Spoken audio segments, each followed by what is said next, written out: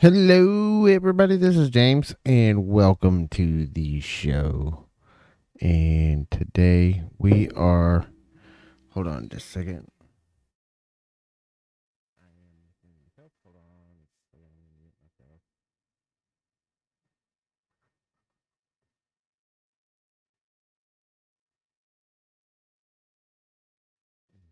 There we go. Hello. No sound. Hmm. Well, that's weird. Can you hear me now?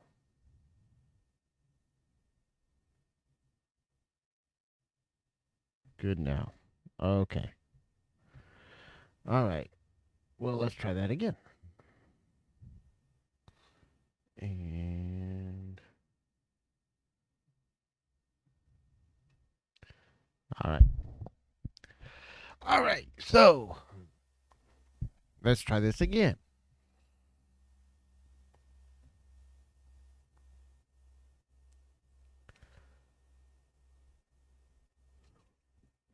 So, are you struggling to understand how to succeed on YouTube when you have troubles with focus? And if so, I want you to know today, my name is James. If anybody that's new watching this on the replay or coming in, and I have ADHD and I have struggled with ADHD my entire life. Hello, Marie. And so it's been a rough time for me with a lot of things. But focus has been a huge issue in my YouTube journey. It's one of the things that's gotten in my way time and time again as I've gone through different things. And so I thought I'd come about and talk about some of the things that I do to focus, some of the struggles that I've had with finding my ability to focus and controlling my ability to focus, some of the things that have gotten in my way.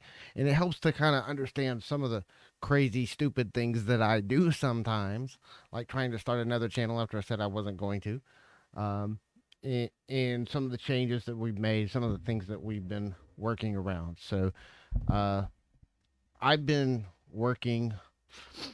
I was diagnosed with ADHD whenever I was a child, and clinically, I mean, I've had the brain scans and everything. I have ADHD. Most people don't. There's a lot of people that think of ADHD and I think it's just the inability to pay attention, but it's really not. There's a whole lot more to it than that. Um, ADHD is basically comes from it's a brain chemistry issue, and it comes from having a lack of dopamine and the production of dopamine in your brain, and because of that it causes you to have uh advanced issues with being able to focus and being able to organize what they call executive functions in your brain. And executive functions just seem to not exist for those of us with ADHD. We don't have control over a lot of our executive functions. And those are things like focus and organization and things like that. My life has been a mess and it's been chaos for most of my life. And, when I get into really, really highly structured situations where that structure is put in place by somebody else, it really is something that kind of helps me. But when you're self employed, like we are as content creators, you have to create that structure for yourself.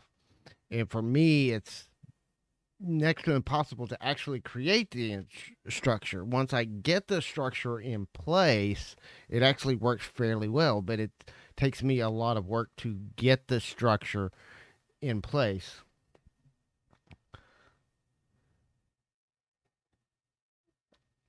And Adrian says that's why I did so well in school.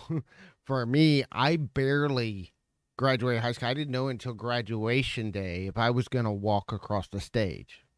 I actually moved schools my senior year because the school I was going to, I would have had to go another 2 years to get the credits I needed to graduate. because I was so far behind.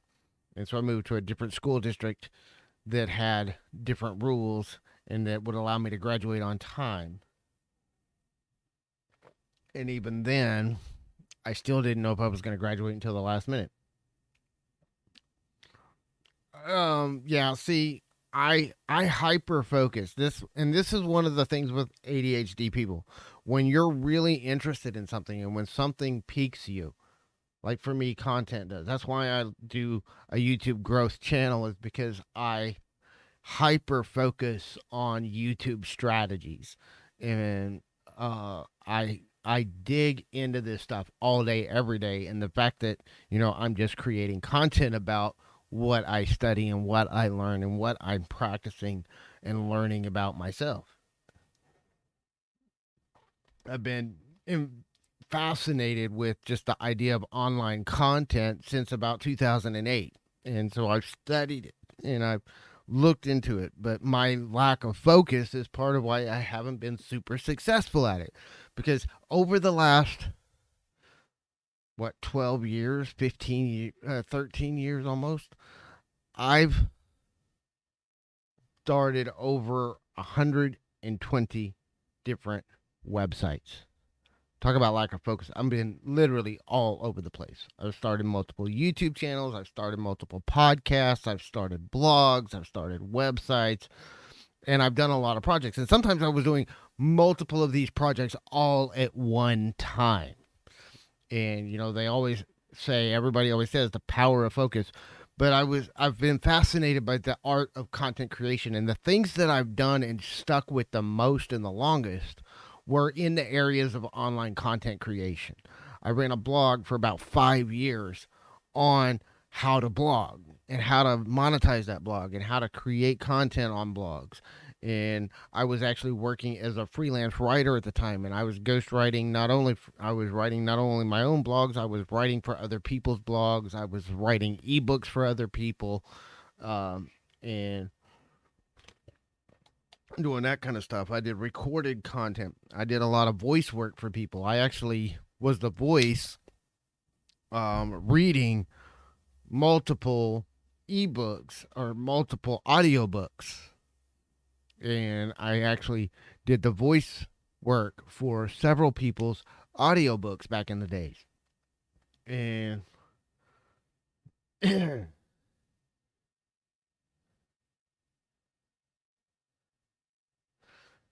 I've done a lot of Facebook pages, but I was building for a long time. When I started, I was building small affiliate websites. So I would build these websites up with 15, 20, 30 articles on them, and then start working on another website while I was doing other things to build traffic to those initial websites.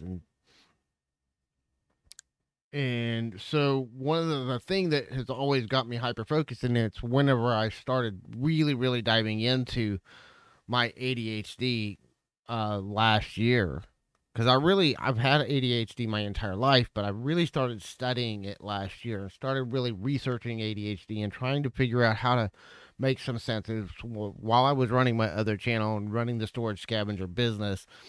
And one of the things that happens is I get hyper focused for bursts of time on some things, like I did with the storage scavenger. If you look at my growth on the storage scavenger, I was hyper focused for like 2 or 3 months. Massive growth during that time, did a ton of work during that time, and then I took a 4 month break, and then I did massive focus for a couple of months, and then I took a 4 month break. And it's just been start and stop, start and stop, start and stop. You don't really build momentum that way. But the things that I've been the most consistent at, because it's the stuff that kind of inspires me the most, which is not doing the storage unit stuff, it's the creating of the content. And I love creating content. I love editing. I love getting in here and just the creative side of producing a video and trying to plan out a video. I'm not the most entertaining person, but I love the production of creating content. And I love studying this stuff, and I love studying other people. One of the things that fascinated me is I've been studying this stuff over the last year is a large percentage of really successful entrepreneurs also have ADHD, and because we're very creative people, and we think outside the box. In fact, many times we don't even realize there is a box to think inside of. Thank you. And I'm not on StreamYard. I'm on Restream, so I don't have the ability to pop the chat up on the screen in here, but it's one of the things I'm testing out. I'm using OBS and Restream right now. You are a unicorn. You are a unicorn. You are not the average newbie YouTuber. You have had phenomenal results in a very short amount of time, and it's because your ADHD and you hyper focus on YouTube and you hyper focus on your growth and on doing those things. And I probably would be growing faster if I was hyper focused on the growth side. Right now, my hyper focus, and I've told everybody I haven't been really focused on growth. I've been focused on getting certain things in place, so that when I do hyper focus on growth, I can capitalize on it whenever it comes. I've been focused on getting other aspects and other things behind the scenes in place, which we're working on, and getting everything kind of lined up the way I want it to work.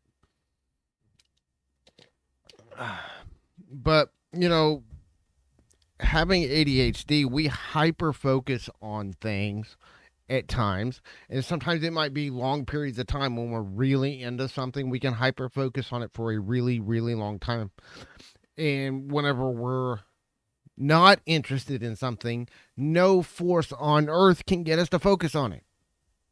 And even simple things in memory, I mean, just short-term memory, long-term memory, I have very little memories of my childhood, and most of them are the extreme things that happened, which were not very pleasant at times. So, and even, I can tell you the last beating that I ever got. I can tell you what I was wearing. I can tell you every detail. I can tell you what it was about. I can tell you every little detail of it. But I can't tell you where I put my keys 2 hours ago when I came back from the grocery store. I still don't know where they're at. Hopefully I'll find them before I got to take Jesse to school in the morning.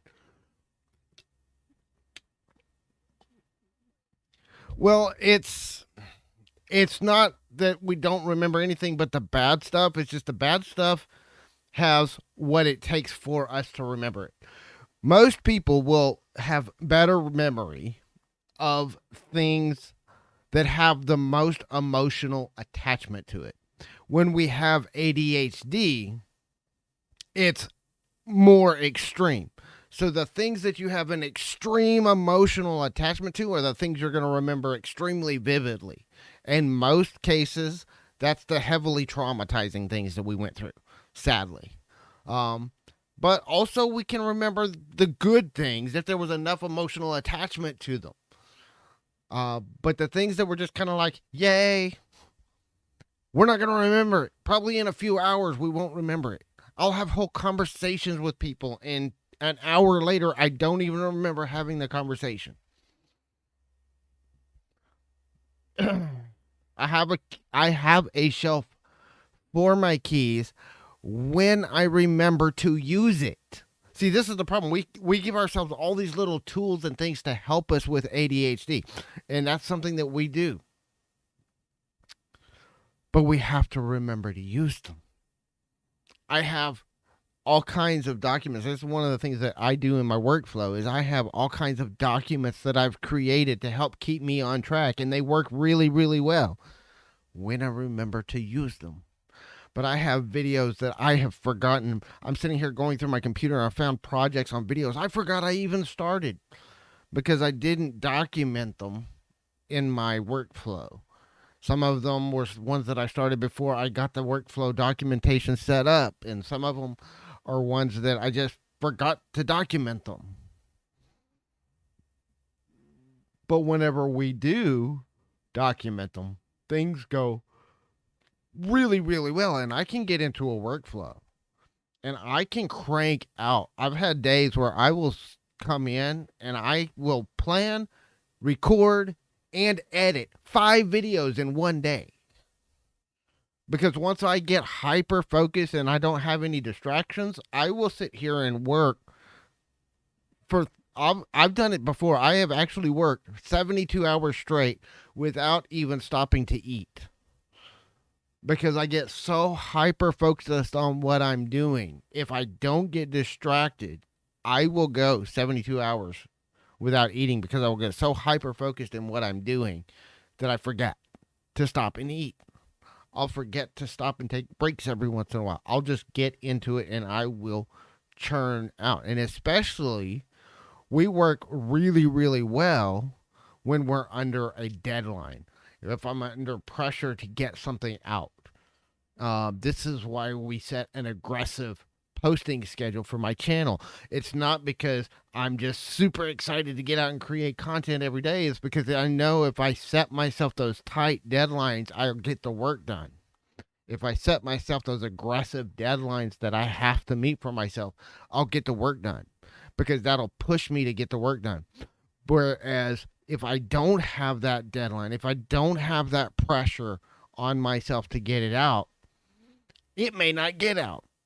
Or it might get out in 2 or 3 or 4 months if I remember to get it done.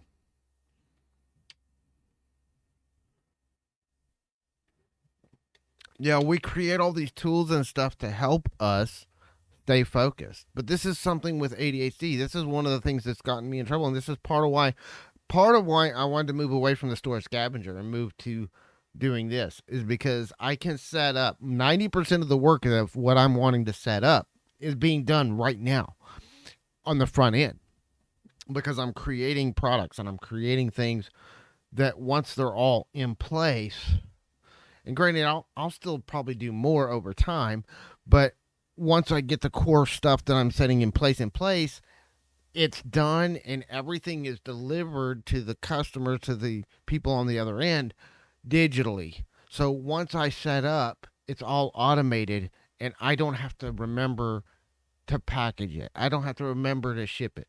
I've had packages. This is one of the things that's got me in trouble with my reselling.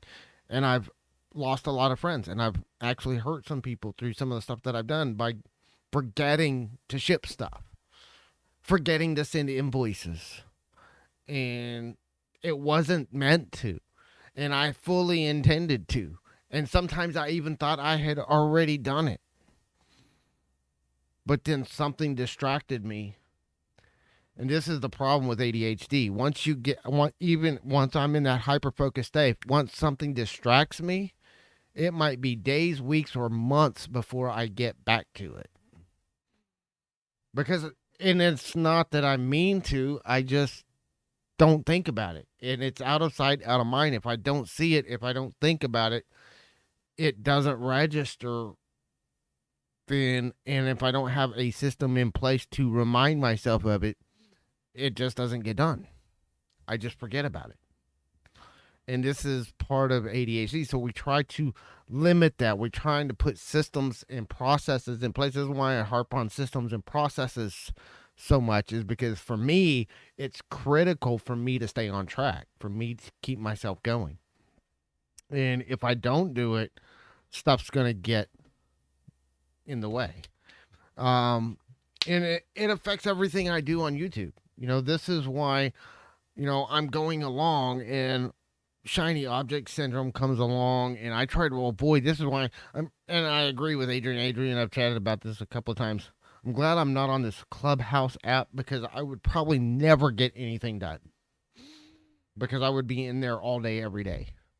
On the other hand, I know a lot of people whose YouTube channels are blowing up because they're getting on stage with big names in their niche and getting a lot of following because of that. So there's a double-edged sword there, because it's another place that I could waste hours of time if I was in there, but I could also get a ton of exposure if I was in there. So it's like, I want to be in there. But I don't know how I could control my time in there. I'd have to schedule the time I'm going to spend in there. I haven't even had a chance. I've let it be known that I'm open to an invite several times. But none of my friends, see, this is the thing, is most of the people that I know is, the people here, the people that we chat with online and on chats and stuff. And none of my, personal friends are into that kind of stuff. Most of the people I know personally don't even know what how Clubhouse is. If I even mention it, they're like, I haven't even heard of that thing yet. Because, we hear about stuff being in the industry we're in and being in this community. We hear about stuff before the general public does. And there's a lot of people that I know, most of the people I don't even know what Clubhouse is. They've never heard of it because it's not being widely marketed yet. Yeah, even Nick said that he had to stop it because it's addicting to a lot of people that aren't ADHD are spending so much time in there. So that's one of the things that we're finding. And yeah, he's probably going to do something to set himself up limitations on how much time he spends there. And yeah, you have to set restrictions on yourself. That's exactly it. And that's what I would have to do. I would have to schedule myself. This is how long I'm willing to spend in there and set myself a timer. And when that timer goes off, I have to leave. I got to go. Sorry, no matter what else is going on. I got to get out of here. And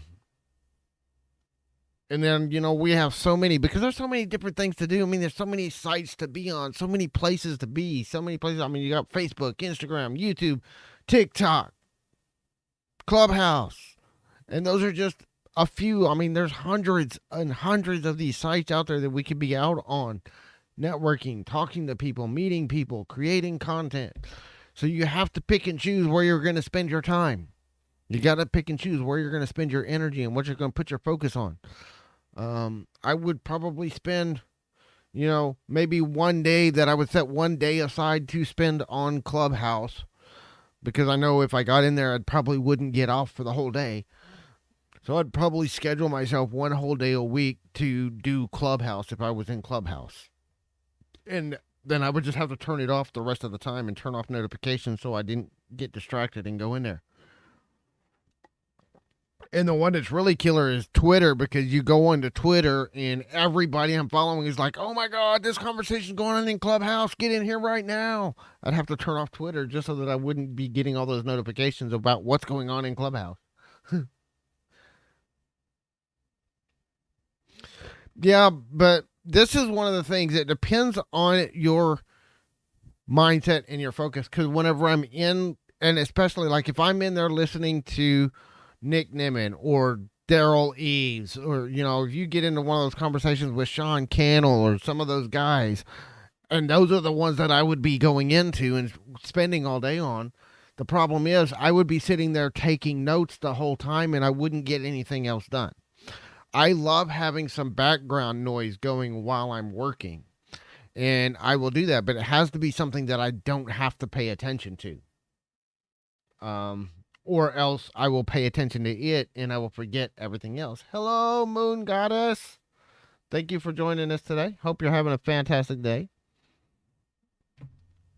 And so, one of the things that we've been working on, this is why we create, one of the things that we're doing in our YouTube setup and that we've been doing is we're creating checklists and structured sheets to keep me on track so I can look at those and I can know where I am in my production schedule, in my creation schedule. And I have been doing these kind of things to help keep myself on track, because if I don't, when I get away from it and I come back, I'll have no idea where I'm at. But if I have those checklists, if I have that documentation that can tell me where I am in my workflow, I can come back and I can get myself back into working. And then I have other things I have to do. Like I have a lot of stuff. My entire room, I mean, you can see my little corner that I'm in is literally the only space I have because I have a whole bunch of crap from storage units that I still haven't gotten rid of. And most of it's crap. It's stuff that I need to donate, stuff that I need to get out to the garbage, stuff that I need to give away. And I just haven't gotten around to doing it. And it's been sitting here for months. Uh, and that's one of the things that I've got to pull away from my workload long enough to get all that stuff done. But it's just giving myself the time and the focus to get that work done. It's something I really don't want to do, and forcing myself to do it has been a pain.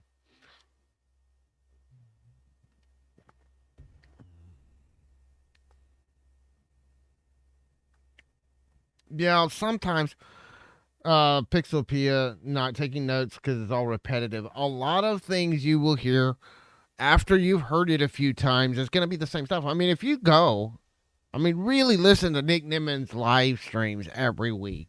I mean, I love Nick's live streams. Don't take me wrong. I spend a lot of time there. Every Saturday, I'm in his lives. And 90% of what he says is the same stuff, sometimes over and over again within the same string. But every once in a while, somebody will ask a question that's something I haven't heard before. And all of a sudden, I have to drop whatever I'm doing and start taking notes because he's going off on something that I haven't heard said before. And I'm learning something new. That's why I go. Because I'm waiting for those nuggets, those opportunities where somebody's going to ask a question about something that I don't know. And even like Dee and Daniel. Dee and Daniel were doing channel reviews yesterday. The entire time they were doing channel reviews, I was there, but I wasn't very active in the chat because I was working on my channel. I was actually doing stuff on my channel. I changed my header banner. I was working on my playlist. I did a whole bunch. I got a lot of stuff done during that show too. But that was this morning. I'm off on my days already. Like I said, time does not exist once it's passed. It's just it happened at some point in the past. It might have been today. It might have been 6 months ago. No, I know it wasn't that long ago, but you know what I mean. Time references are kind of off to me. But that's one of the things that we work on, you know. But then every once in a while, they'll come up with something that somebody asked or said something, and all of a sudden it's like, oh, wait a minute, they're talking about something that I've never heard before. Got to drop what I'm doing and take notes. And I mean, they were doing channel reviews. I don't know how many channel reviews I've done here, but plus, y'all got to realize part of the reason why I started this channel is I was already doing everything I do on this channel for other people in the reselling community before I started the channel. That's why I started this channel. I was already doing everything. I was doing channel reviews for people. I was working with people one-on-one, consulting with other people on their YouTube channels, and I was helping people set up StreamYard and set up their back end and learn how to read analytics. I was doing all of that stuff with other resellers before I even started this channel. That's why I started this channel. You're an auditory learner, yeah. Yeah, there's really three kinds of learners, and we actually talked about this in one of my live streams the other day. You have kinesthetic learners, you have auditory learners, and you have visual learners. And I'm kind of a mix between kinesthetic and visual, which is the two extremes. But I do a lot of auditory stuff too. I kind of run the gambit of all three, but I do a lot of visual. I like visual references, and if I can see something done, I can copy it. You know, some people, if they hear somebody explain something, they can learn how to do it. Some people, if they can read a book on how to do it, they're kinesthetic. But if they can read it, they can figure out how to do it. And some people are visual. So if you show them how to do something, they can do it. And I'm very much between a visual and a kinesthetic, and I do some auditory as well. when I'm doing auditory, that's why I have to take notes because I'm more kinesthetic. And so when I'm taking notes, it's that physical act of physically seeing it on paper. Now I can remember it. There's a lot of different variations. It depends on which school of study you went through on that. But yeah, I'm sure you know because you've been in the educational space a lot more than I have. So I'm sure you know more about that than I do. Um, but those are the three basic types. But I'm very kinesthetic. I like to see things written down. That's why I like to write. But I'm also visual. I like to learn. Whenever I started building websites, that's how I started building websites. I actually got programs that showed me step by step how to do everything on a website. And that's why I do so many how to tutorials because that's how I learn a lot. So that's how I teach a lot is by showing people how to do stuff.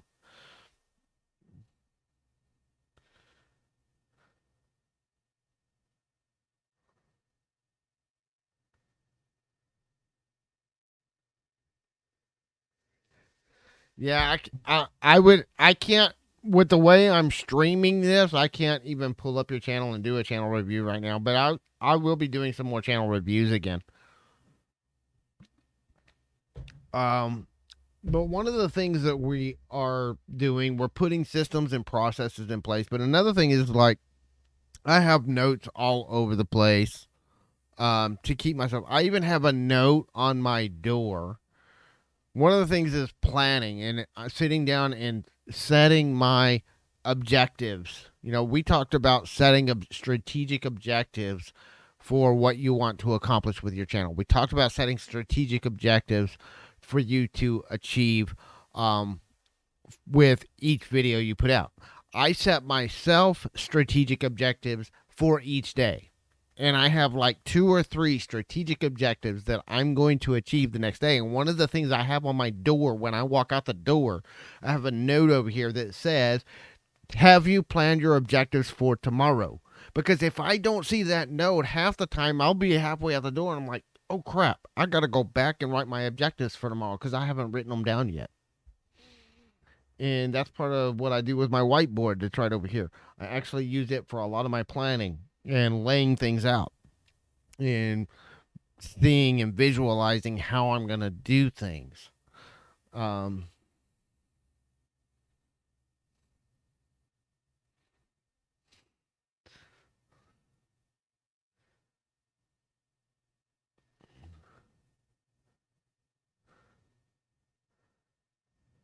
9 types and how to best use them.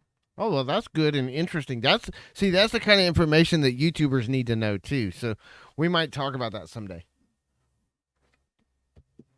because that's the kind of stuff that I get fascinated with. You know how to teach information, especially since I'm trying to teach people how to teach through their YouTube channel. I get fascinated and I study that kind of stuff. But that's one of the things that we're constantly looking at, constantly trying to do is trying to find ways to connect better with ourselves and listen to ourselves. One of the things that I find, and I talk about this all the time, you know, a lot of people think about things like meditation. And meditation, a lot of people think of meditation, they think of it as a spiritual practice. And it's very good for that kind of stuff. And I use it in that way. That's how I learned how to do meditation. But meditation is something that I have found works on the whole body. It's good for you physiologically, it's good for you mentally, and it's one of the things that I found it is very great for me when I'm involved in my meditation practice on a regular and consistent basis and I have to actually set reminders on my phone to remind me to meditate every day. But if I consistently do my meditation practices, I'm much better able to control myself. I'm able to clear my mind. I'm able to focus better. And I'm able to get that little bit of control that I need to get myself focused and to get myself going and doing the things that I need to do. When I get away from my meditation practice, my life goes into chaos. So I've actually set myself up reminders. That's one of the things I love about some of our technology now is it's so easy to set myself reminders on my phone to remind myself to do things. Especially since I've got my phone on me constantly, just about because I've got all of my apps, I've got everything on there. My business, I can 90% of what I do on my business, I could do on my phone. But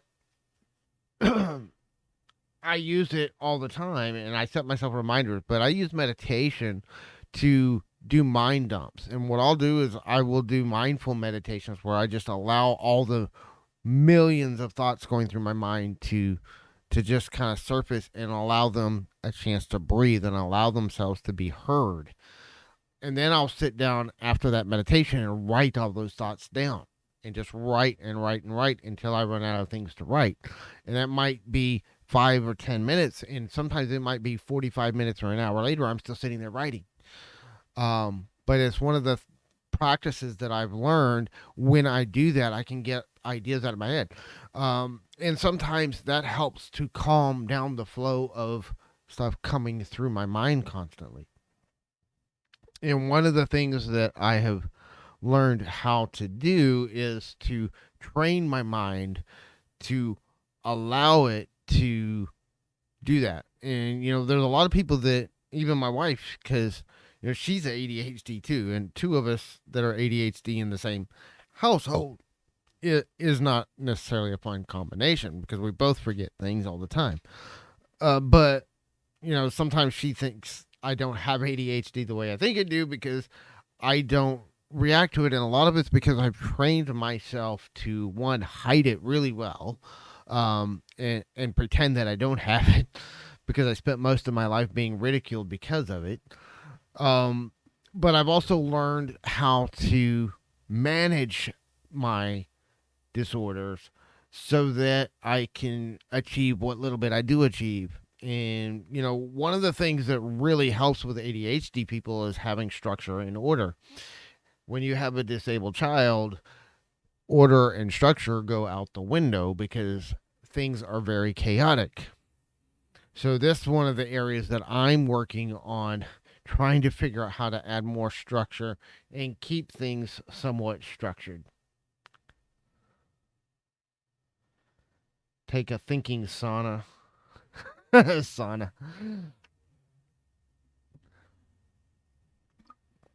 Yeah, I love doing these meditations where I can just mind dump, get things going, let things flow.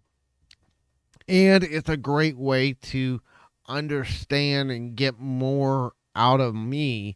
And one of the things that I found is I'm able to focus more. And whenever I'm able to focus more, then I can get more accomplished in a day and I can keep myself going in the right direction. And sometimes one of the things that we have a problem with ADHD is prioritizing things properly. And this is something I recently actually was just paying attention to and listening, is how we do priorities. How we do priorities sometimes, because sometimes we know what the right thing to do is. Sometimes when we have ADHD, our cognitive brain and our rational brain knows what to do, and we still do the wrong things because we still prioritize things the wrong way.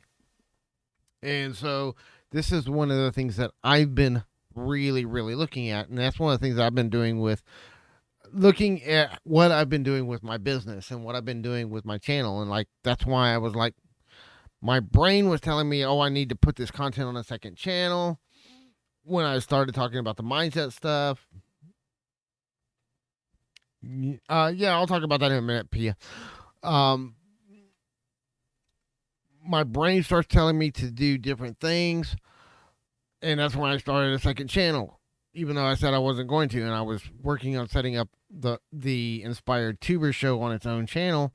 But then, I listened to my audience, and I listened to what other people, the feedback I got from a lot of other people about, not starting another channel when I'm at this stage and where I'm at. And so I took back and I looked at it and I said, okay, the main reason why I was wanting to start a second channel is it doesn't really fit the value proposition and the audience that I had. So I know doing this content is going to fracture my audience on this channel. But knowing that, I'm still structuring in a way that I can kind of try to limit the negative effects of it. But at the same time, I've also restructured my value proposition. If you notice my banner and my stuff, I've gone away from the newbie's guide to YouTube growth. And I've just gone to inspired tubers, and we're going to help you build the skills and the mindset necessary to succeed on YouTube. And then I still have my same pillars of content. We're still teaching the build your channel. If you look at my About Me page, I have it set up where I've restructured it to where we still have the build your channel, the optimization strategies, the engagement strategies, but now we've added 2 new pillars, for one for creating the mindset stuff, and then another pillar for the monetization and the business side of running a successful YouTube channel. So we're creating that into a structured way where I can still have my value proposition where I can do everything under one channel, but I know it's still going to somewhat fracture the audience because you're going to have different people at different levels of growth. And so they're going to need different levels of content and different types of content. So when I get into some of the deeper stuff, and, when I start getting into some of the practices, some of the things we're going to be covering on the Inspired Tuber show is going to be mindset stuff, but it's not all just mindset stuff. We're going to talk about emotional wellness and emotional healing. And we're also going to talk about spirituality because I use a lot of spiritual practices in how I create my content. I don't talk about it that much. But when I started this channel, my focus of this channel, my original name for this channel was My Video Journey. YouTube didn't like that name, and it was causing some problems. I wasn't able to chat and in live streams and stuff, so I had to change the name. That's when I went with my name for the name. But my journey, if you go back and watch my first videos, all my first videos, my introduction was welcome to my video journey. And it was about sharing my journey, sharing my experiences, what I've learned as a creator over the last 10 years, and specifically what I've learned in the last couple of years as I've been building on YouTube. And the thing is that there's a lot of practices that don't follow within the technical best practices that we teach. There's a lot of things that I do, like I do inspired content. And that means that's where I will actually meditate for ideas on content, and I will come up with content ideas through meditation, and then I'll contemplate them for several days, and I will get into an inspired state, and I will sometimes go and not do all the things that I teach to do, which is, planning your content, doing your run of show. I'll sometimes do content where I don't do any of that. I come up with the idea. I do a little bit of keyword research, make sure I keyword optimize it because, I'm not going to take my meditation's word for it on what's searchable or not. And then I'm going to go and I'll just turn on the camera and I'll just record. And a lot of the content with the Inspired Tubers, that's how I create it. And it's not content that I'm creating to get traffic. It's not content that I'm creating to get subscribers. That's stuff that I know sometimes it may perform phenomenally well and it may totally tank my reputation with some people. And I have to be okay with that. But it's content that I feel inspired to create. I feel like there's a need for me to create that content. And we're going to actually go into some of the strategies and why I do that kind of content and how I do that kind of content in the Inspired Tuber show.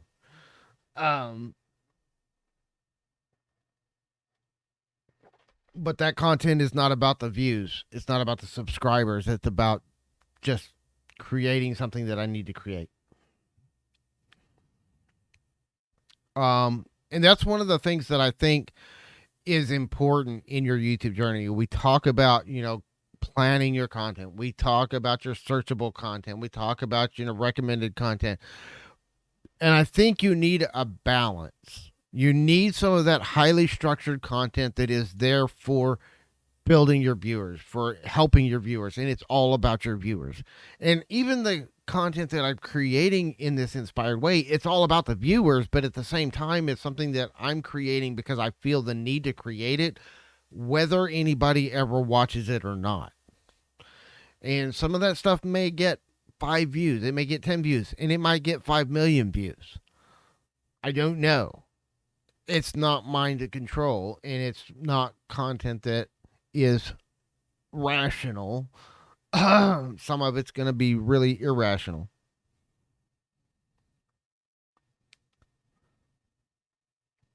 And that's what I do. And I just feel the need to create that content sometimes. And so that's one of the things that I'm doing. And that's part of why I was like, I'll put that content on its own channel. So if it does tank, I don't have to worry about it just tanking my main channel. But, after listening to feedback with people and really thinking about it and contemplating about it, and I did meditate on it, and I came to the conclusion that everybody's probably right. I don't need to be running another channel. So I still have the Inspired Tubers channel. It's still there. What I've done is I've moved the live stream content over here, and I'm kind of using that channel for clips and shorts, and we're going to do some clips out of the live streams and share some ideas over there. Good night, Pia. Thank you, Pia. Thank you for coming by. I'm not going to be able to be on too late because I've got to get Jesse to school early in the morning.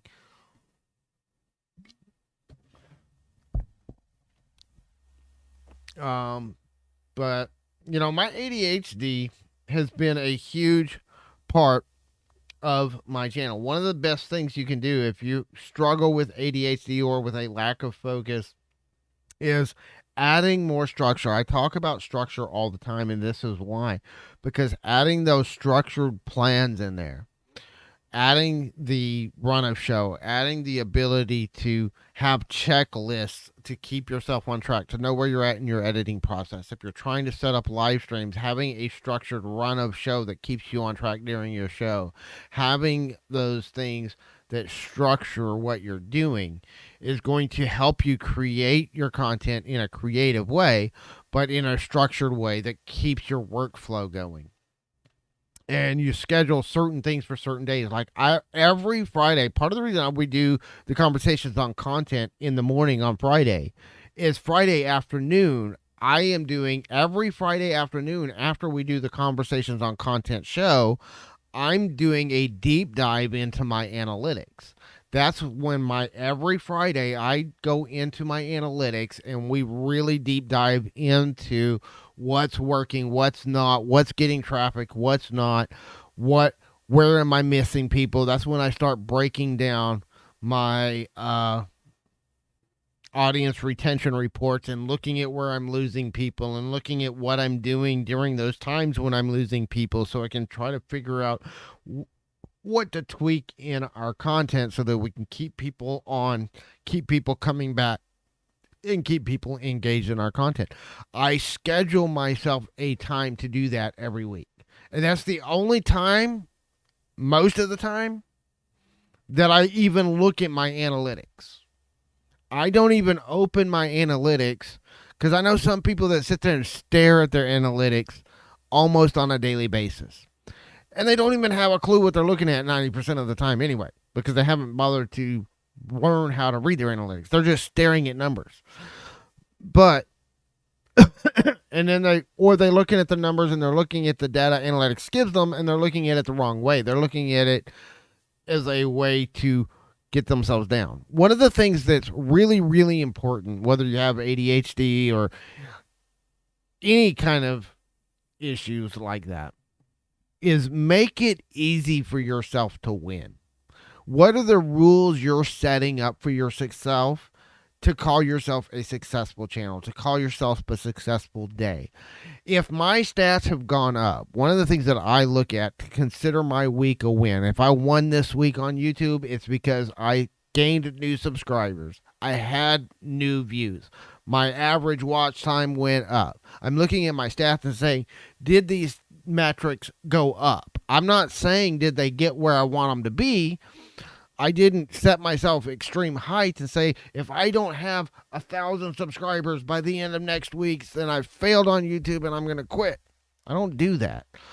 But I do look at those things as a way of measuring, did I make some progress this week? And as long as those numbers are going up, did I produce more content? Did I produce my flow of content? So I scheduled my content for the week. This is what content I wanted to schedule out for the week.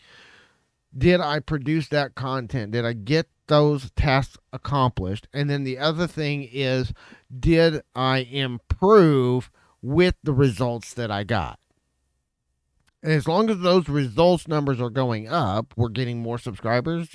Earlier today, we're at 3 away, guys, from that 100 subscriber mark. I was at 97 when I went live.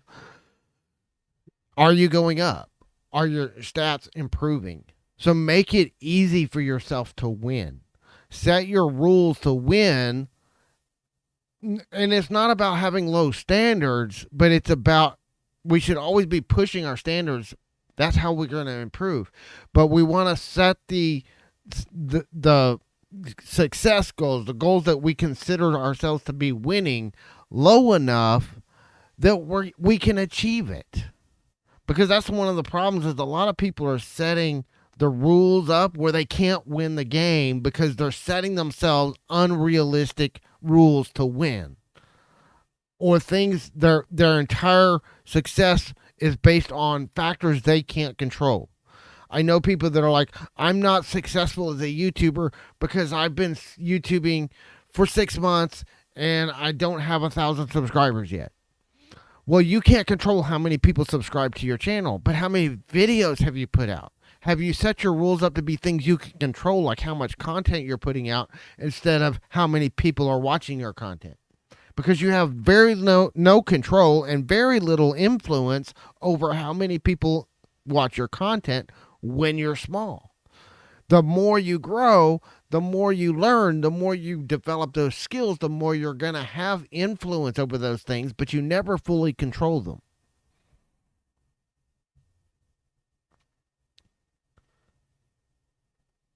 Sometimes it's a win if someone said they learned something from my content. And for me, that's what it's all about. If I did something, every video I put out, I have one primary goal. Is this piece of content going to help at least one person make an improvement on their channel? If I can help one person with that piece of content to make an improvement with their channel or to do something with their channel, whatever my primary goal, can I just reach one person and help that one person?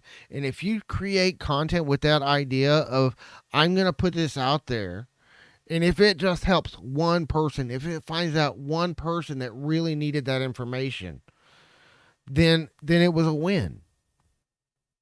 And you need to set these kind of rules up for yourself to where you can win. Hi, Pearl Nini. Hope you're having a fantastic day. Oh, I'm sorry, Adrian. I saw your question. Run of show.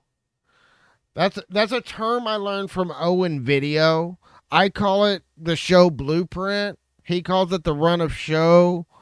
I've heard it called different things. It's basically just an outline. It's like a document of what your show's about. It's basically my main points and the points I want to cover for each point in a show. And like whenever I do a live stream, I put together a document, and I have a whole template set up in Microsoft Word that we use for this, where at the very top is my title, and then I put my main keyword that I'm targeting for the show. I'll write out my hook. It's the only thing I actually script out is how am I gonna open the show? What is my opening statement gonna be for the show? It's the only thing I script out for the whole show. But it's the first one or two lines that I'm gonna say, and then I'll put in there what is going to be my question of the day, and then the next thing is going to be my offer or my ad. So, for example, if I'm going to do an affiliate offer or recommend or do one of my bumpers like this one. Today's show is brought to you by Tube And Spanner. I don't Tube know why Spanner is a the brand new sound is tool not suite that's working going on to there, help you but organize your work. I don't know why the volume didn't work on that. But if I play one of my bumper ads, so I'm going to put which one of my bumper ads am I going to put in there? I put that in my run of show, and it's usually going to be something relevant to the topic. For example, if I'm doing something that's going to be based on, organization, I've been using the Tube Spanner one because that's kind of what Tube Spanner does. It kind of helps you set up a workflow. Um, and if it's going to be something where we're going to be talking about keyword research, I'm going to promote TubeBuddy, or keyword optimization, I'm going to promote TubeBuddy. So it helps me to decide what bumper ad, so I can put that in there. Any affiliate links I'm going to recommend people to, or any other channels I'm going to recommend people, I can put those in that run of show. It's just basically a blueprint for what I'm going to cover in the show and the main things. And then that helps me when I make the slides for the show. The slides are coming straight off of that blueprint, and I can copy and paste the text that I want on the slides right off of that run of show blueprint. And it's just a document that helps keep me on track as I'm going through my show. I do that for some of my shows. For most of my live streams, the conversations on content, I do it every single time. For the inspired tubers, a lot of this is more off the cuff. It's more speaking from my heart and not really a planned out content.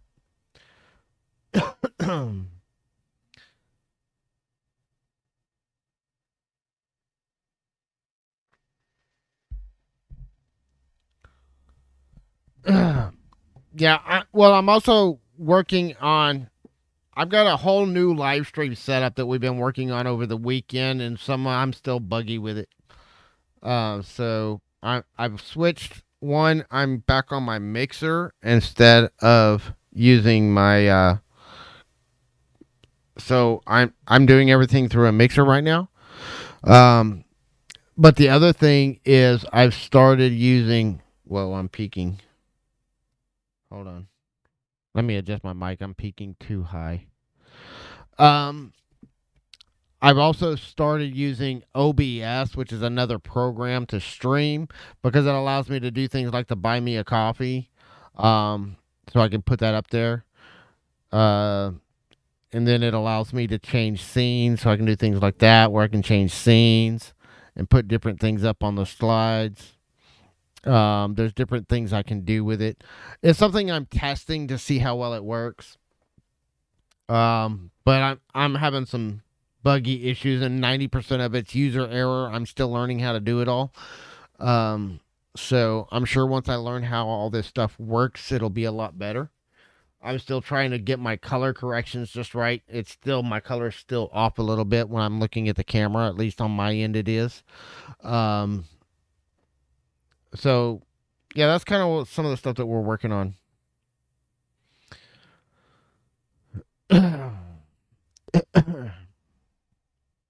Oh, that's weird, because I can't hear it on my end. Oh, I turned my speakers off. That's why. It's on my end. I turned my speakers off so I wouldn't get feedback from myself. But the other thing is, with the OBS setup, at least I haven't got it set up yet to where I can bring in guests. So that's one of the downsides to it. Which I did find out, if I'm using OBS on Restream, I can't do guests. But if I go directly through Restream, I can bring in guests that way. Is my monitor the right color? I don't know. It might be. Yeah, well, the other day I was all red because I got this red light right behind me, and it was the glare off of that was changing my color. I did a lot of work on the color corrections. It's just still, it's a little bit off. I don't know. To me, I look really pale compared to what I normally look like. But maybe it's just me because I haven't been out in the sun in a while, and because I've been locked in my office creating content all the time. So I'm not sure. That might be what it is.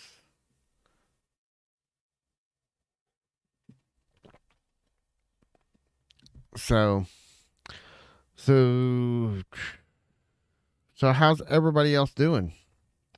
One of the biggest things that we have to do, though, as we're working with ADHD, you know, I keep going up on the chat. That's one of the things too. Sometimes the whole chat. This is why I love the run of show, because when I have a run of show and I have something, at least even if you just have a bullet point list of what you want to talk about, when you get derailed by your chat, it can help pull you back on topic. Just looking at that, but um, well, I would love to go outside, Marie. I actually do go outside quite a bit. I was kidding. I'm kind of exaggerating slightly when I say I haven't been outside at all. I was outside earlier today.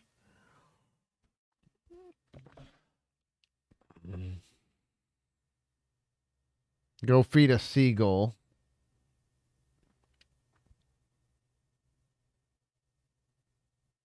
Oh, Adrian, I'm sorry. You got hiccups during production. You lost your motivation and you cried. Aw. It happens to all of us. We all have different days. Um, well, one of the things that you got to do if you really want to be successful, especially having ADHDs, you got to figure out what your strengths, because everybody that has ADHD experiences it differently. So you've got to figure out where your strengths and where your weaknesses lie and focus on things that improve your strengths and try to set up systems, processes, and people to help overcome your weaknesses. One of the biggest things that most ADHD people that are really, really successful, they've surrounded themselves with a team of people that help them with the tasks that they're not good at or that they have trouble focusing on. And that's a huge thing. Now, when we're small, it's going to be hard to do that. But, you need a good support system that can help you to grow. That's really where you're going to really massively start succeeding. But set up systems and other processes and automations where you can, and other things that'll help do tasks for you that are a long, hard chore.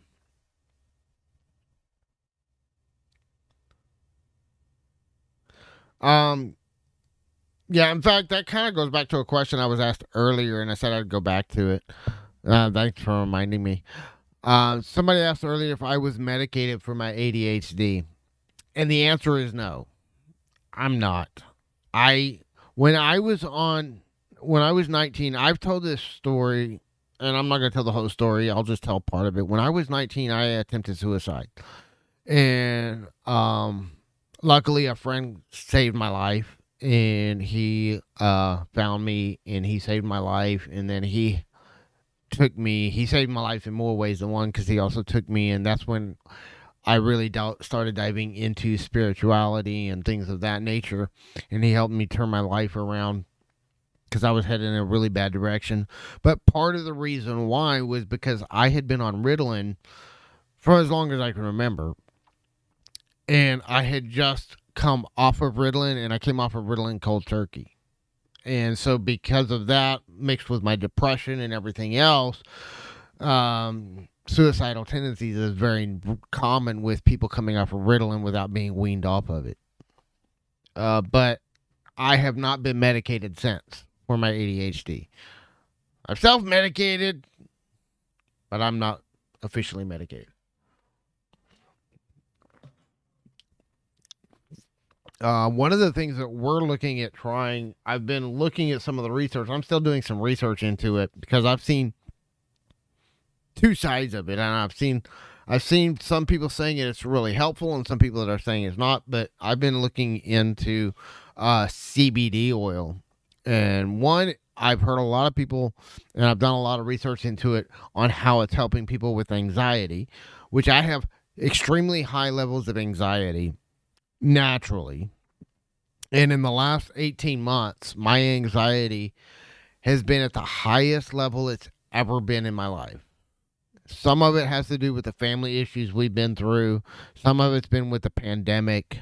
Some of it's been with stuff with the business. But my anxiety has been at the highest level it's ever been for the longest period of time I've ever had anxiety that high for that long.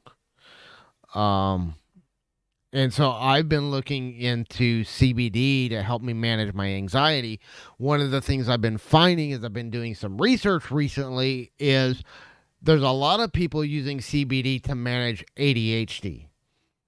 And so I'm looking really, really seriously into trying CBD and seeing if we can use it. But that stuff's really expensive, and insurance won't cover it because it's not medically approved for those kind of uses. So I'll have to pay for it myself, and it's really, really expensive. Like a single month's dosage for just for me to even test it out is like 200 or $300. So we're gonna have to figure out a way to do it. We're looking into it. Yeah, we've been through a lot, but I mean, we've been through a lot, yes and no. But then also a lot of what's made it worse is my ADHD and my inability, because the chaos, like I said earlier, we thrive on the structured systems, and everything we've been going through has thrown out my structure and has thrown me off of my structured plans and structured. Anytime something disrupts my plans, it's really aggravating and frustrating for me. And I'm not a nice person to be around whenever that happens. Jessica can attest to that. But hey, Scully. But I try to do what I can. Part of the reason why, I mean, we're fixing to be gone again. One of the things that we've been doing, I've been setting up a lot of stuff. Part of the reason I'm doing so much batch recording and stuff right now is not this week, but next week. So a week from today, we're going to be leaving and we're going to be in Dallas for a whole week because Emily has a procedure, and her procedure is not till Thursday, but we have to be there on Sunday so she can have a COVID test done 3 days before she goes into the hospital for the procedure on Thursday. And then we have to see the doctor for the results on Friday. So we won't even be back till late Friday, maybe Saturday.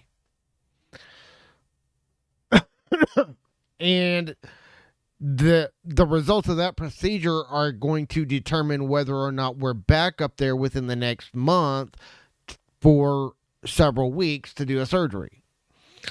And actually, we're probably going to be back up there within the next month or so for a surgery. It's a matter of one of two surgeries of which one she's going to have, because she has one surgery that they have to do and a second one that they may have to do first, depending on the results of this test. And well, the surgery that she was supposed to have surgery on her hip in March of 2020. Well, as we all know, that didn't happen. So now all the doctors, now we're in a rush because she's been on high levels of pain meds for like a year and a half that she was supposed to be on for like 3 months prior to surgery. And we were getting ready for the surgery. Then Jessica got sick. Jessica was just recovering, and then COVID broke out. And so all of that went on in the early part of last year. That's part of where I disappeared for 4 months, was because we had all this stuff going on with her and Jessica being sick. And then I was having my anxiety out of control, and my ADHD was out of control, and I wasn't. This is where I was talking about being on my meditation plans and stuff. I got off of my meditations, and I was a basket case, trying to run everything, trying to take care of the kids, trying to take care of Jessica, trying to take care of my business, and trying to take care of me, and none of it getting taken care of. And my brain finally went, "That's enough! You need a break!" And I shut down for like a couple of months. Literally shut down.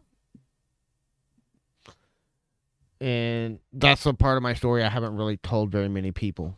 But I completely shut down for a couple of those 4 months that I was gone.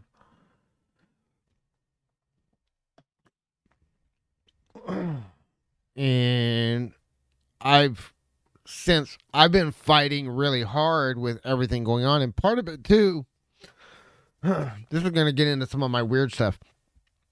On top of being ADHD and on top of having all this anxiety, and part of what's causing all my anxiety is I am also an empath, and I can feel the emotional energy around me.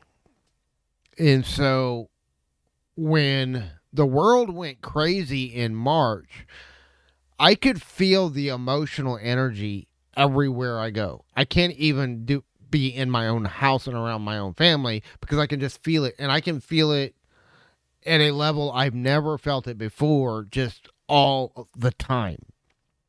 And this is constantly bombarding me all day, every day. One of the things I found is a lot of ADHD people are empathic.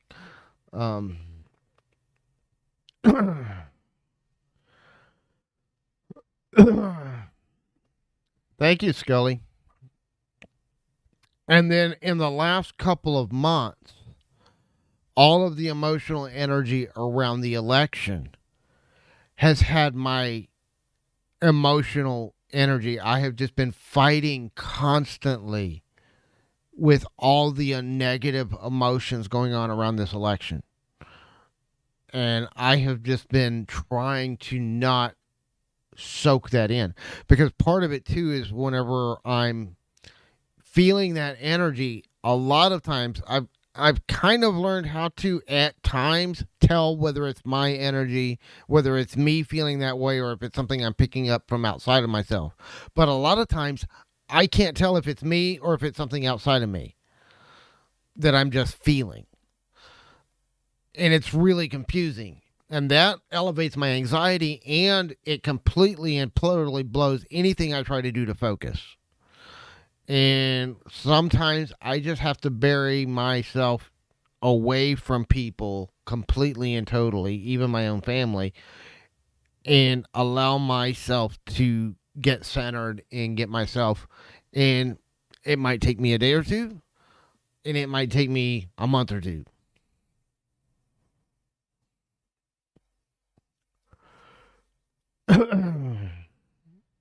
And I do that. That's why I love doing YouTube. One, it allows me to connect with people. I have specific types of people that I connect with on YouTube, and they're the people that, whenever I'm engaging with those people, I can stand being around those people. There's some people that I've learned a lot from, but I can't stand being around them.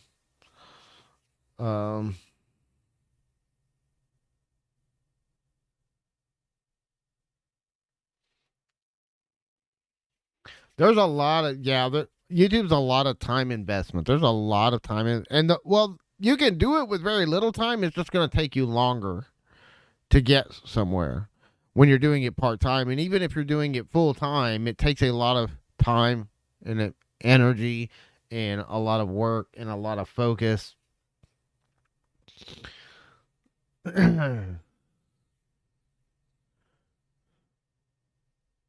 I have too, Adrian.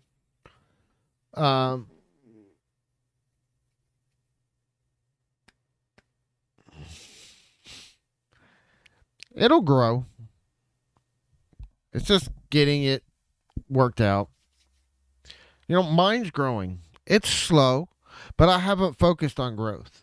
I know whenever I decide it's time and I've got everything in place that I want to have in place and I'm ready to start focusing on growth. Have you ever seen a bamboo shoot? This is something else I tell a lot of people, and a lot of people don't get. If you've ever seen a bamboo tree when it starts, you plant a bamboo tree and you won't see any movement for years. And it just, because what it's doing is that bamboo is sprouting and it's setting its roots and it's growing underground. And once that root system is fully established and it's well established, then it shoots up super, super fast. And this is what you can do with your YouTube channel. You set that foundation, you work really hard on that growth, and you focus on creating your root system and getting yourself really, really set up on the surface. Like a lot of the content I've been making lately, I knew it wasn't going to perform very well with the audience because most of the audience I already has a YouTube channel. But I know it's not going to get, massive views. It's not the kind of stuff that's going to go viral and bring in a ton of views really, really quickly because it's not going to be very popular. It's not very shareable content. But it's the kind of content that I know is setting the roots because now that's content I'm going to refer people to over time when I start doing the more popular content. That's going to be content that I'm going to refer other people to. And then that's the kind of stuff that's going to get ranking in search eventually. And once that gets ranking in search, it can really start driving a ton of views and traffic to my channel over a long period of time. That's some of its content that it may not do very well right now initially, but in 10 years, it's still going to be driving traffic to my channel.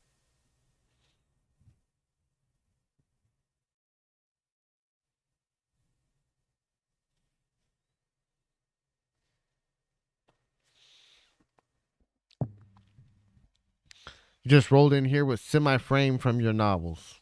Cool.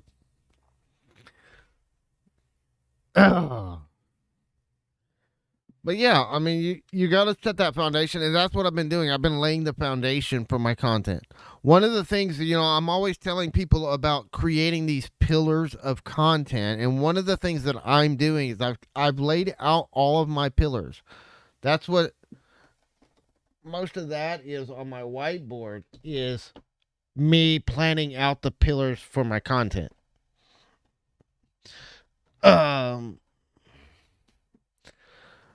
But hello, Oso. But once I've got those pillars, now what I'm doing is I've laid out my pillars and I'm trying to get certain videos in those pillars produced and on my channel. And that's where my entire focus was going to be. Well, I've got 3 of the 5 pillars done. So I've got 2 more pillars that I'm working on right now. I've got them done. I haven't got them all published. I've got 2 more videos in the How to Build Your YouTube Channel series. One is actually how to upload a video, which was uploaded today. It's actually next Monday's video. I've already got it recorded. I finished editing it last night, and I uploaded it today. So it's going to be out on Monday. And then the next one is going to be how to promote your channel. So that's where we're going to start talking about how to, get the word out, how to start driving traffic and getting people to your channel. And that's going to complete the beginner's guide to starting a YouTube channel from scratch, which is one of the pillars of our content. So then I've still got to do the monetization pillar, which I've got 2 videos out, but I'm trying to get at least 5 to 6 videos in each pillar of content out on my channel. Once I get those pillars filled out,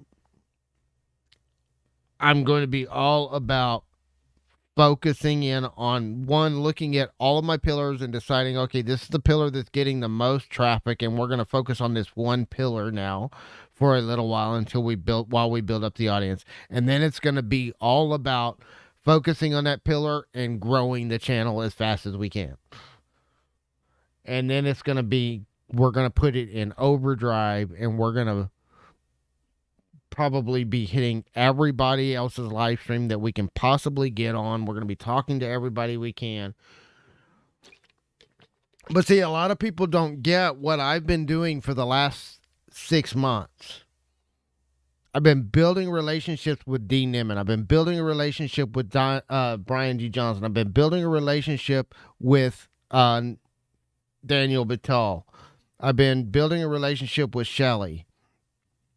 All these bigger channels that have the following. I've been out there networking, getting in their groups, talking to them, following them on Twitter, following them on Facebook, following them on Instagram, communicating with them everywhere they are. I'm building those relationships for a reason. Because here, once I get those pillars set up, once I get all my content set up the way I'm going to be going to them and pitching them collaborations and trying to get on their channels and trying to get them to come on my channel. And if we can get some of those and we can get some of that stuff going, that's where we're going to start blowing up our channel here in just a few months. Hey, Matt. Hope you're doing well. You know, I'm laying the foundation so that whenever I go to pitch them a collaboration, they don't know. I don't know who this guy is. They all know who I am. Most of them know who I am by name now. It's intentional. It's strategic. And I know this works because I have done it multiple times. It's how I blew up the storage scavenger. That's how I did it. Most of that was me getting out networking, getting to know the people that were on the other channels, and then building up those relationships and getting to a point where I was up on their channels, talking about our channel, talking about what we do, helping people on their channel, and then sending them to my channel. That's how we built the other channel. 90% of I didn't start getting a lot of search traffic and recommended traffic to that channel until I got to about 80 or 90 videos on the channel. Yeah, you could probably go do a collab with D right now and he'd probably do it. But it's not a matter of I could probably get a collaboration with some of them right now, but my question isn't can I get the collaboration and could I do the collaboration is I did a collaboration when I had 7 videos on the storage scavenger. And it worked really, really well considering where I was at. But if I had laid a foundation of content and I had things in place and I had my channel well optimized and I had the back end stuff set up to capture the leads and to capture people coming through my channel, I would have had probably 2 or 3 times better results than what I did had I had all that stuff set up. So that's why when I'm building this channel, I'm focused more on building the infrastructure and laying those roots and getting all that stuff in place before I go out and start doing collaborations.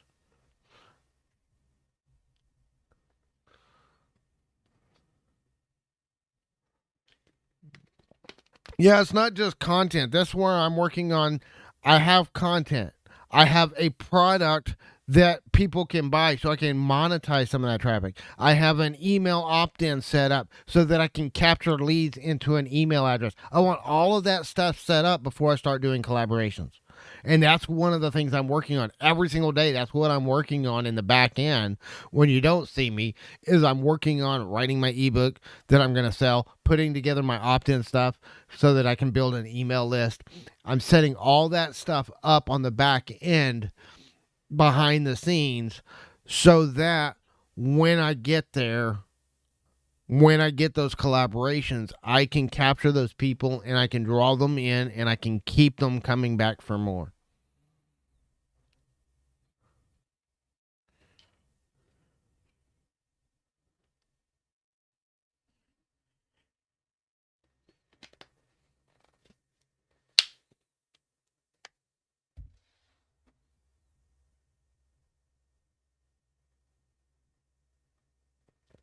Well, for D, to get him on my channel is really easy. I could probably get him on my channel really, really quickly. Because he actually sometimes comes on smaller channels like ours. All I got to do is go to D and say, hey, I've got a bunch of people watching on my channel who use their mobile phone to record their content. Would you come on a show with me and talk about mobile content creation? Bam. I get him onto my channel. I know D, if he goes on somebody else's channel and does an interview, he's going to post it on his community tab.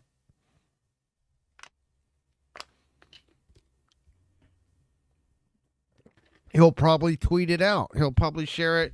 He might share it in the Facebook group. Maybe. Sometimes he does, sometimes he doesn't. So that's why I'm like, because whenever D goes on somebody else's channel, he always tells his community where he's at so that they can come watch. And then some of that community will come over here. That's how I would approach him. I would invite him to come onto my Conversations on Content show and have a conversation about mobile content creation.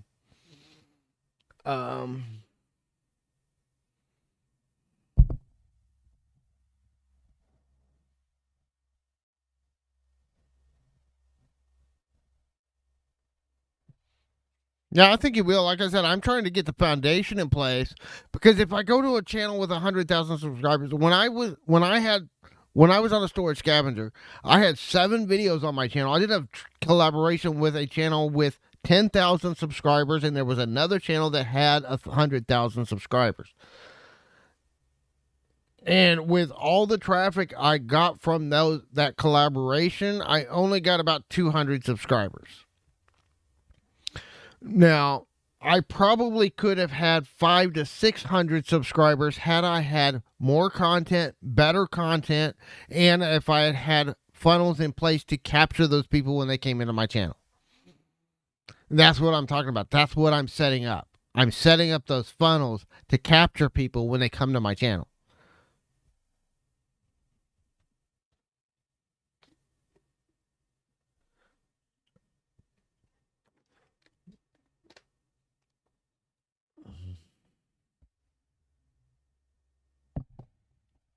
Yeah, there's a lot of James Pruitt accounts, and there's several of them that are mine.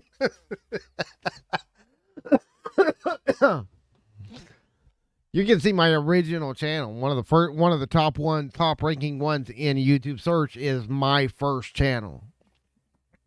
At least it was the last time I looked.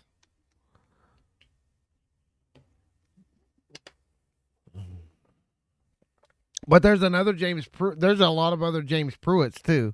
There's another James Pruitt that subscribed to my channel. To this one. That's not me. I don't know who they are. But I know it's not me because I went and looked at their channel and they don't look anything like me.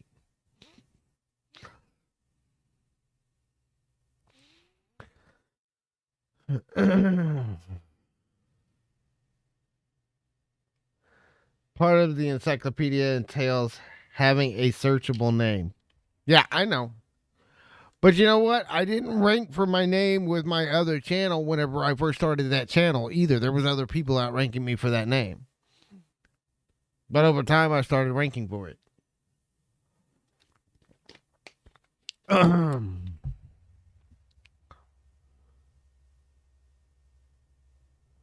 Actually, I was thinking about changing it because, I started the other channel that's Inspired Tubers, my main show. If you look at my header banner, it's Inspired YouTubers is the header banner. I was thinking about changing it to Inspired Tubers and changing the other channel to Inspired Tubers Extras or more Inspired Tubers or something like that.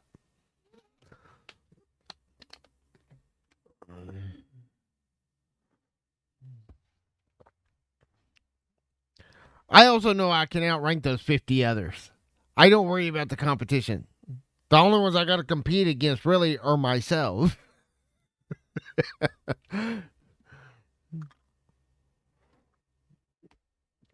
Because most of those others haven't done their SEO very well. I get what you're saying, but I'm just saying, I haven't established this channel well enough yet to get that traffic, to get that authority for my name. And my name is not a searchable search term yet. Honestly, I mean, I'm not that popular of a YouTuber to be searchable. That's one of the things that a lot of people don't get. By the time I get enough authority to be searchable, I'll probably already be ranking for my name.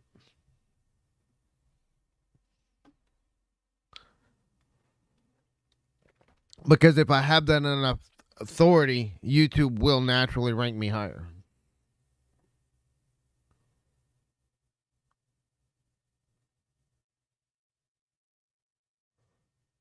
I missed you asking, and I didn't hear him mention you. But again, I said earlier, I was kind of cursorily listening to them while I was working on my own channel this morning. I wasn't hanging on every word they said. So they might have mentioned you and I missed it. And I was in and out a lot too.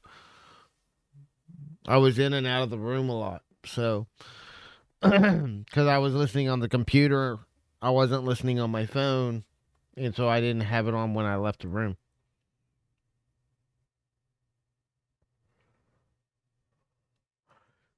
Yeah, they probably because I know they talked about shorts, so they probably talked about you because I know anytime he talks about the text on shorts, he mentions the fact that he learned that from you.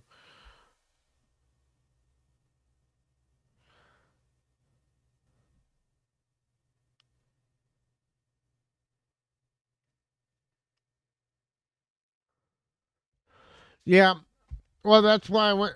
Like I said, you missed the earlier conversation, Scully, where I said my original name for this channel was not my name. My original name for this channel was My Video Journey, because it was all about sharing my journey as a content creator and sharing what I've learned as a content creator and sharing my experiences and my growth and what was working for me and what hasn't worked for me and all that kind of stuff. And it's still, the primary focus of what I'm doing is just sharing my journey, sharing what's worked for me, sharing what I'm learning as I'm continuing to grow as a creator. And some of the stuff that I'm teaching, there's some of the things that I'm teaching, you got to realize I'm not an expert at. I'm teaching it like days after I've learned it myself. Oh, I've heard of him mention it. He mentioned it when he and Daniel, or blah, blah, blah. Yeah, when D and Daniel did the shorts show over on the TubeBuddy channel, he mentioned it.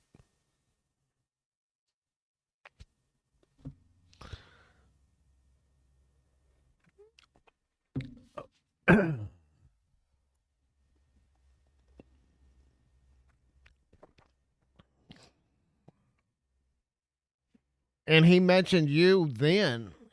He mentioned that you were the one that first pointed it out to him.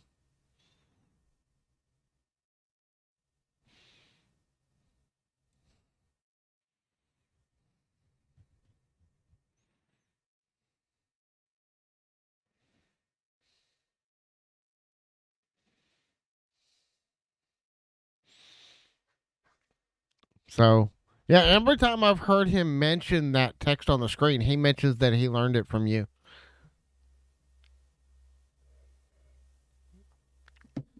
He's trying to help you out.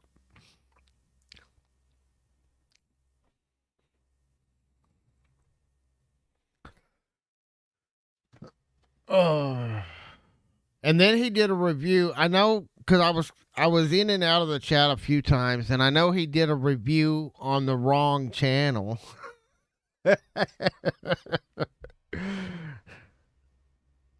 He was doing somebody's channel review, and the channel he pulled up was not that person's channel, and he did a review over somebody else's channel, and they were like almost done with the review before they realized it. They went on for a good 15, 20 minutes on that one before they realized that they were reviewing the wrong person's channel.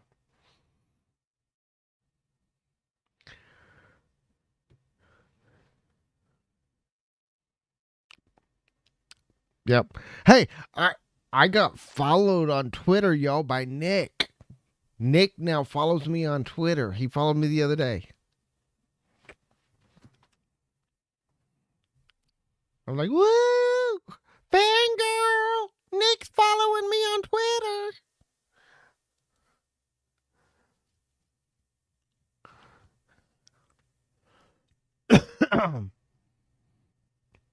You want to really blow up your channel, get on that show.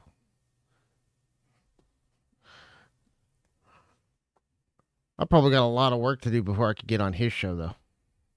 I got a long way to go. I got a bigger following on Twitter. I've got 1,000 people following me on Twitter, but a lot of those are old contacts from back in the early days when I first started. I've had my Twitter account since Twitter first started. I was like on Twitter when nobody knew what Twitter was. I think I started. I got on Twitter in like 2008, 2009, like back when they were first starting out. Google Plus too. I was on Google Plus. Anybody? I don't know if any of y'all were on Google Plus. I was one of the first ones in Google Plus when Google Plus came out. That's how I started live streaming. I used to live stream on Google Hangouts.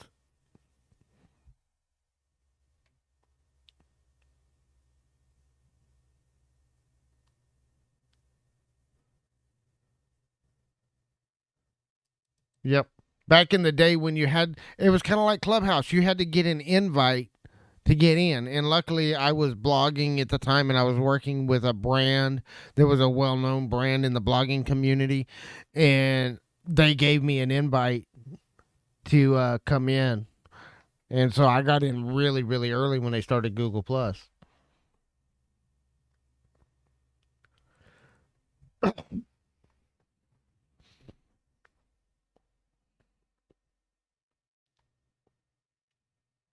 Mm-hmm.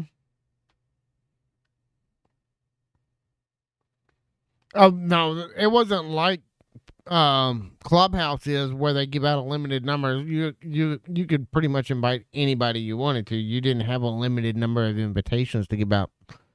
I don't remember it being that way. Same with Pinterest. Yeah, I remember when Pinterest was invite only. I mean, I've had a Pinterest account since it started. I've never really used Pinterest that much. I've got one. Sometimes I share some of my pictures and thumbnails and some of that stuff on Pinterest, but I never really do anything with it. But I don't engage in the community on Pinterest either. So maybe that's why none of my Pinterest pins ever go anywhere.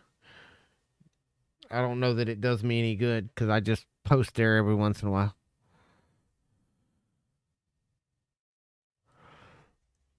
There's so many social sites. You never know which one's going to be born. It can't be on all of them. I just don't have enough hours in the day. I could spend all day every day on social media and not do anything else, and still not post on every single channel and not post on every single site. Yeah, Vid Summit would be cool. I've said in some of my videos, one of my goals is to be presenting on stage one of these days. I don't know how long it's going to take me to get there. I don't know how long it's going to be before we get to the point where we can do that with, the pandemic and everything still going on. But that's one of my goals is to get to where I can present on stage and share some of my ideas and share some of the things that we've been talking about. And some of the structure, this is why I keep my run of shows. I don't delete them because there's a lot of those things that I could take and make a presentation that I could give at a place like VidSummit or VidCon or People of YouTube or, one of those conferences. And it's something that I would love to do. My thing with doing those kind of things would be, if I could get in there, would our schedule allow it? I was actually in a position, this is when I was blogging and I was working on other stuff and I was podcasting at the time. But back in 2012, 2013, I was actually invited to come to a conference as a speaker based on the content I was doing on my blogs and on my podcast. Unfortunately, I had to turn them down because the week of the conference was the same week that Emily was born. And since that was a planned delivery, I knew months ahead of time when that was going to be, and I knew I wasn't going to be available that week. So I wasn't able to make it.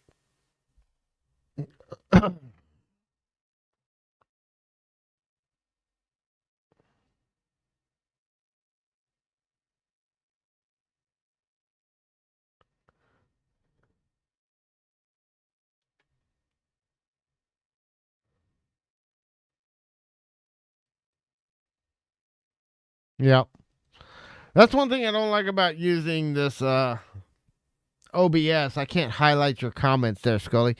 But I like that. A person with wealth that hears that appreciation can be very generous. Yeah, don't forget to thank the people that come to your lives. That is so true. I always try to thank everybody for coming and let people know I do appreciate y'all that come in and chat with us and have a great day. It is after midnight here, though, and I got to get up early because I've got to get Jesse to school in the morning.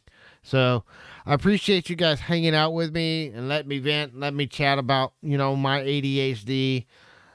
Any of you that have that kind of a problem, just add some structure, add some flow, make it your ally. It's okay. Yes, it is late. It's after midnight here. It's getting close to 1 o'clock in the morning. And I've got to go get some other stuff done before I can go to bed. We do appreciate everyone. Thank you guys so much for joining us today and hanging out with me and chatting with me. This has been a fun discussion. I hope you guys had a great time. For those of y'all that came in late, go back and watch the replay. It'll still be there. We'll see y'all next time. Y'all have a great night.